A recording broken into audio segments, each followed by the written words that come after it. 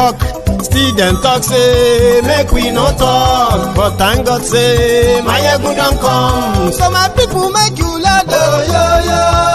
My ego don't come, oh yo yo. My people make you shout, oh yo yo. My ego don't come, oh yo yo. My ego don't come, man of the masses, oh yo yo.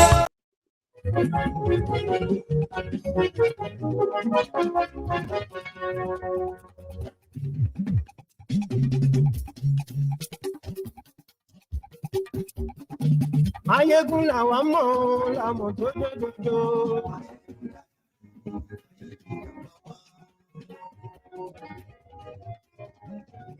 Ayégun làwa mọ̀ làmọ̀ tó dódòdó.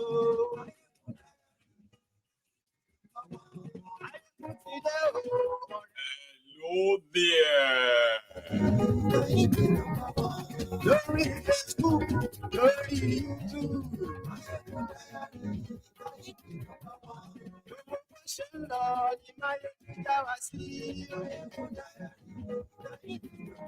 Good morning to you, good afternoon to you, and good evening to you from wherever you are joining me from. It is Mayegun Live. What's the issue?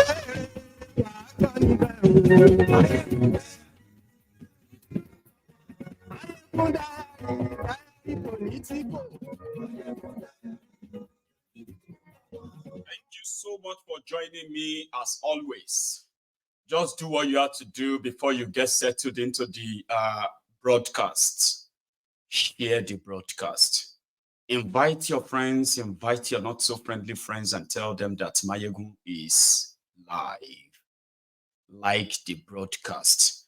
And don't forget to read beyond just the caption. Read the description as well and tell everyone, Mayegun today.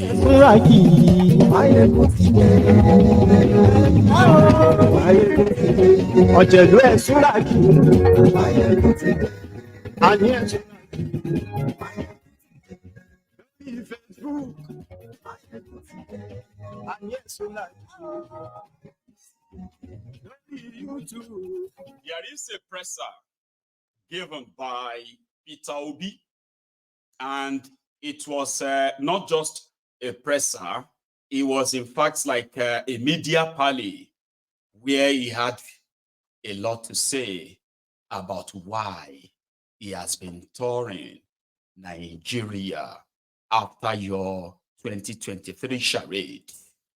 We're going to start from that.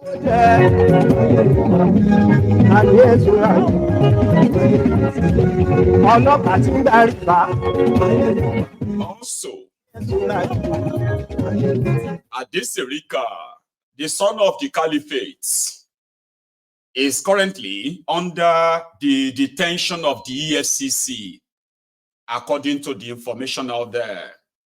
Adesirika is being held as the former aviation minister who stole more than 100 billion naira, but is currently being questioned for 8 billion naira Nigeria Air. And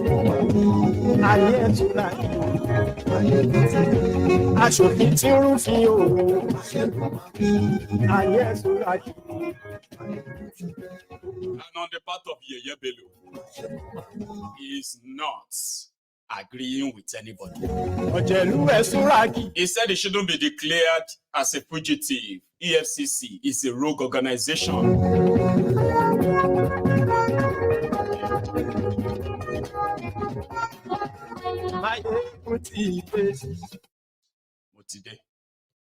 So good morning to you once again. Good afternoon to you. And good evening to you from wherever you are joining us from. It is Mayegun Live.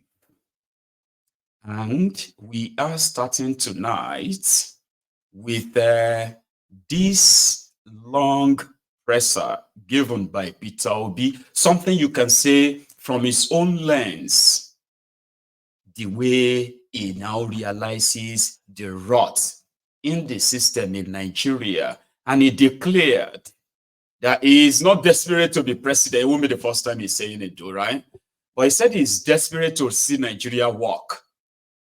So if it's going to be boring for some of you, I bet it is not a boring one for the obedient. So we are starting from that tonight. So let's go straight into that presser and then begin to review whatever is in it. All right. So thank you very much. Let's get started. Obi. Of having to be with you today to identify and being able to find solutions to critical areas of need and our development. I've come to address a number of issues this morning. I've toured across the countries, meeting and discussing and interacting with people on critical areas of development, and I found there's any areas that while we will talk about government intervention, there's also need for interventions of well-being Nigerians, especially as it concerns the area of health, education, and pulling people out of poverty. And the two areas of need that I want to do what I call today an appeal challenge is in area of water and education. And my appeal is to a number of Nigerians. 1% of the population of this country, which is about 202 million, I believe control about 70% of the national wealth. But my appeal is to 0.1%, 200,000. So it's even below the 1%. In water,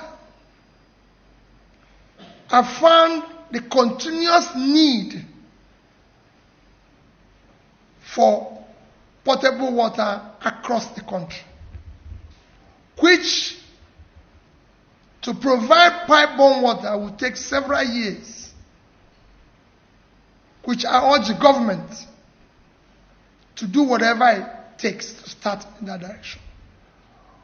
But in the meantime, to have a short-term solution that can impact greatly, there's need to drill boreholes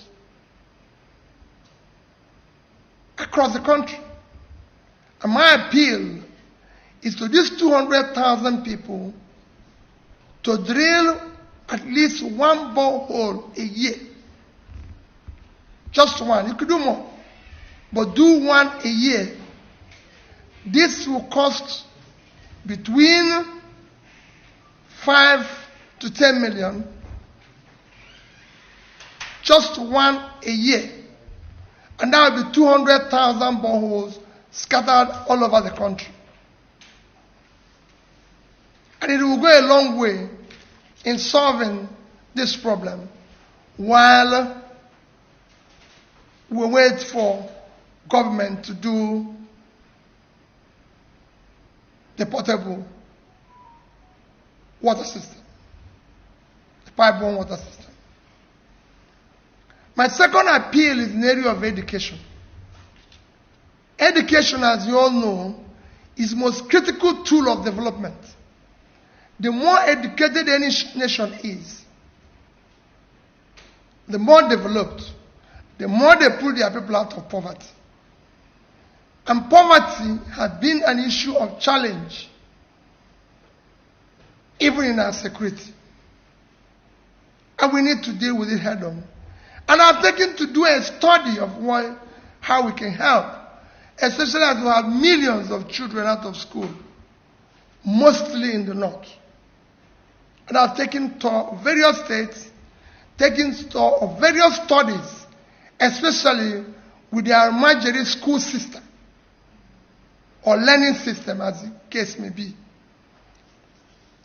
I've now visited those who are, you can call the teachers, and had opportunity of taking time and immerse myself into the Quranic learning with the young kids.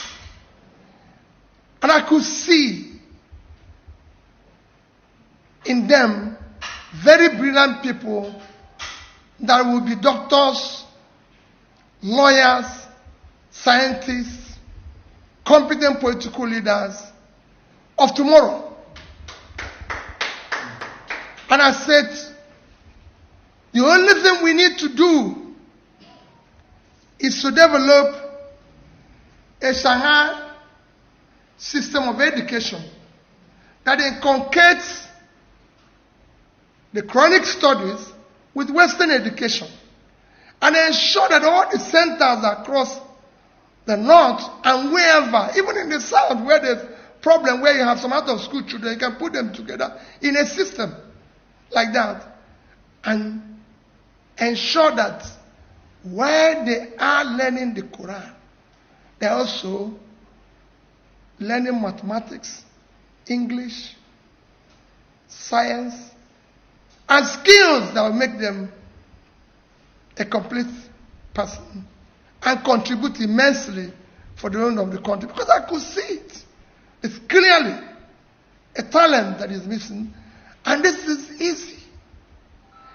I went further to study the cost implication, because it's very easy. Why they cannot go to school? My proposal is to take school to them. Take this education. The same spot where they are learning Quran, which are found them dedicated, willing to learn. Let's bring English teacher there. Let's bring mathematics teacher there.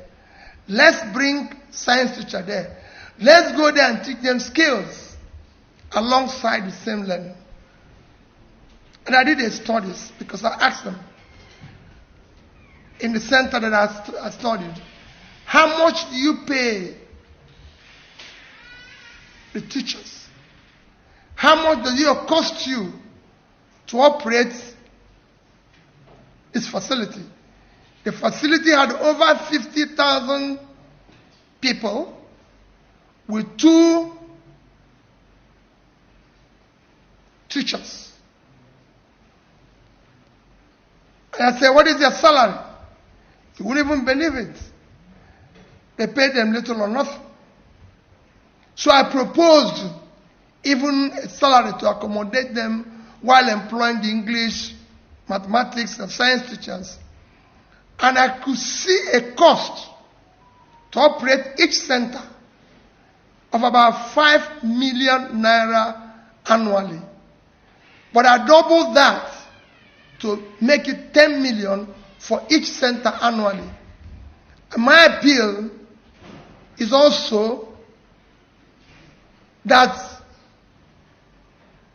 these 200,000 people support each of those centers. If we're able to do that, 50 people in one center with 200,000 people will give us 10 million.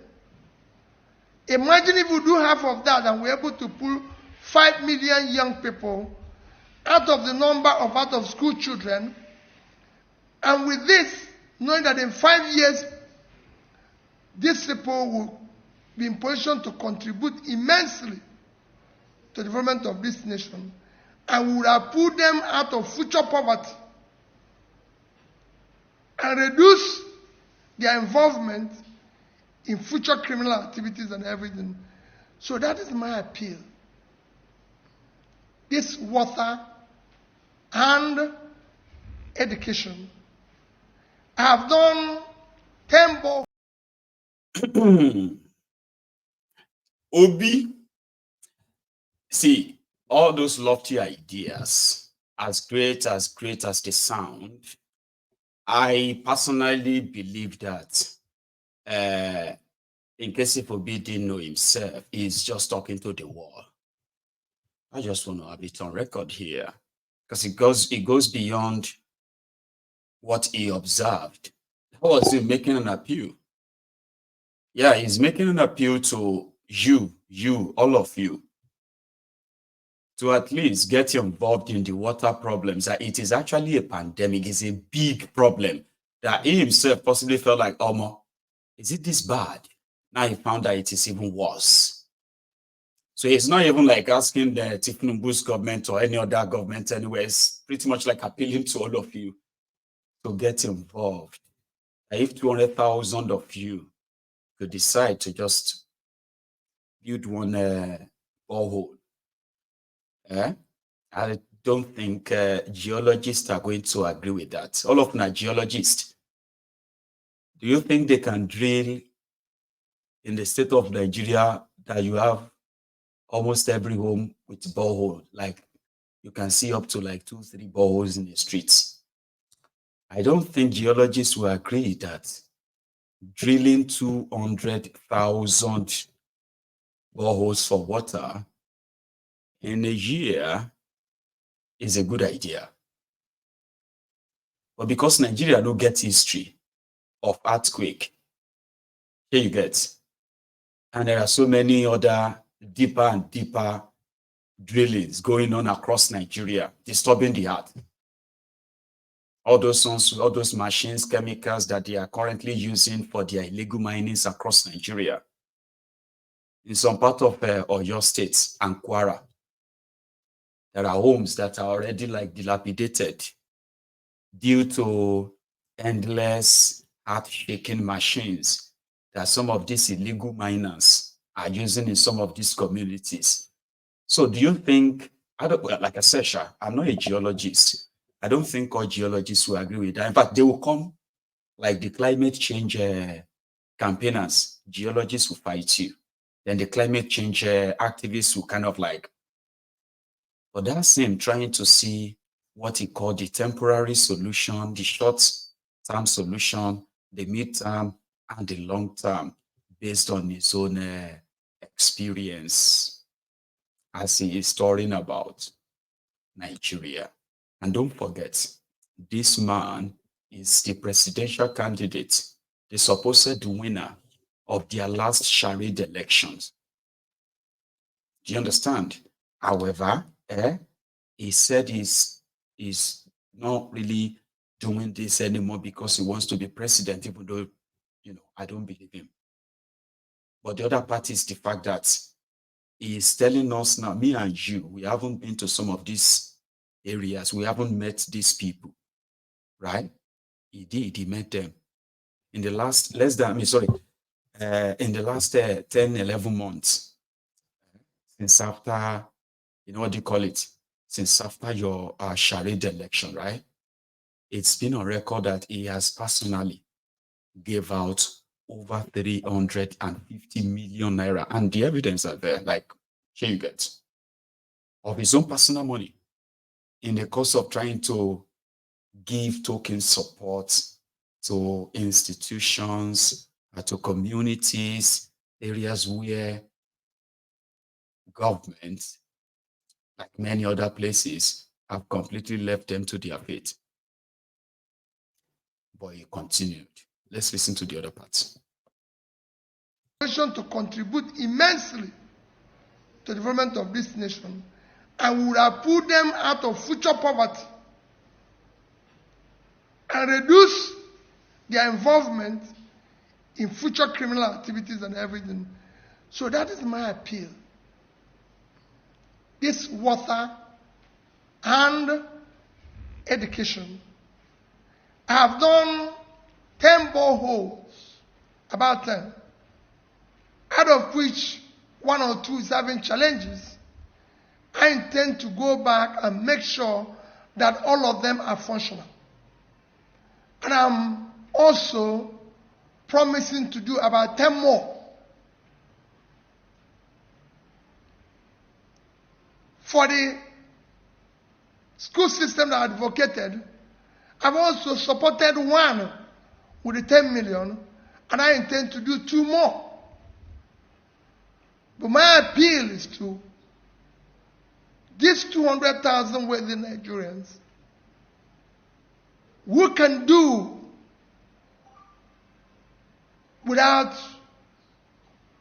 20 million naira annually for us to support this challenge. Among other things they do, because they are taxpayers who have been very good citizens, who have supported other areas, including pulling people out of poverty. But this challenge will go a long way. At the same time, I'm appealing to governments at all levels, federal, state, and local governments.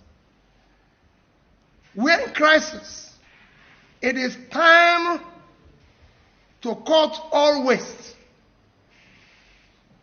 Put all resources in this challenge of pulling the poor people out of poverty. We have a crisis that is driven by poverty. We can no longer, as a nation, afford to throw people into poverty. We need to pull them, start pulling them out of poverty now.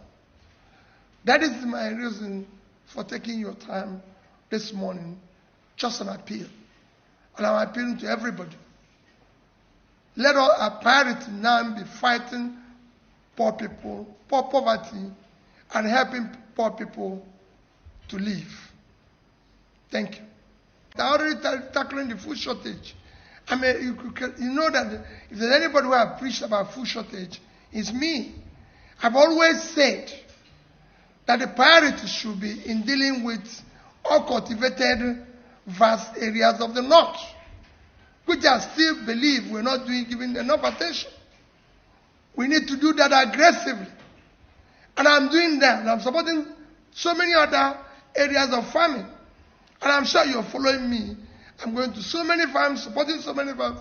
But I said, among other things we do, I'm doing things in health, within School of Nursing and everything.